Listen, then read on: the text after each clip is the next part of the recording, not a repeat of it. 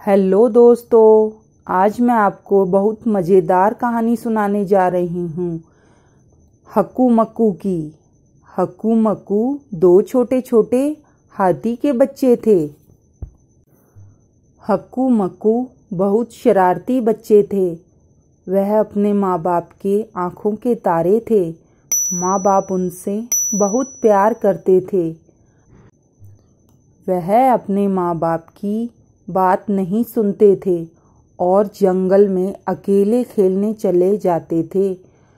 माता पिता के लाख मना करने के बाद भी हक्कू मक्कू जंगल में खेलने चले जाते और बहुत देर तक खेलते रहते थे। बहुत देर तक खेलने के बाद वह घर लौटते थे। माँ ने हक्कू मक्कू को बहुत समझाया कि जंगल में शिकारी आते जाते रहते हैं, लेकिन बच्चे नहीं सुनते थे, ना ही माता की ना ही पिता की।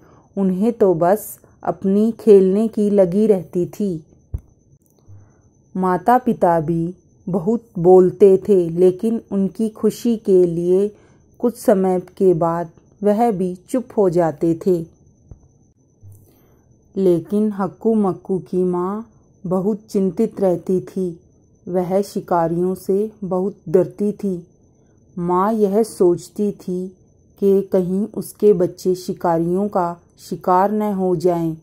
वह पिता को बहुत बार कहती थी कि बच्चों को जंगल में अकेले मत भेजा करो, लेकिन पिता भी बच्चों की खुशी के लिए उन्हें मना न कर सके। समय धीरे धीरे बीतता चला गया। एक दिन बच्चे जंगल में अकेले खेलने चले गए। हक्कू मक्कू खेलते खेलते जंगल के बहुत अंदर तक पहुंच गए। तभी हक्कू ने मक्कू से कहा, भाई, अब हमें घर चलना चाहिए। लगता है हम खेलते खेलते बहुत आगे आ चुके हैं।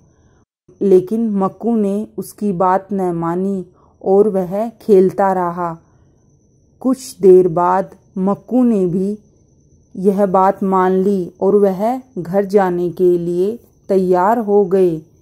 लेकिन जैसे ही वह घर जाने के लिए तैयार हुए, तभी हक्कू ने गोलियों की आवाज़ सुनी।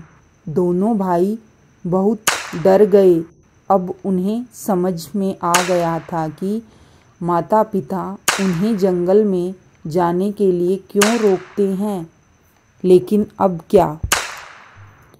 अब तो वह शिकारियों के जाल में फंस चुके थे। अगला भाग जल्दी देखने के लिए लाइक और सब्सक्राइब करें। दोस्तों, मुझे ये बताओ हमारी कहानी आपको कैसी लगी। धन्यवाद।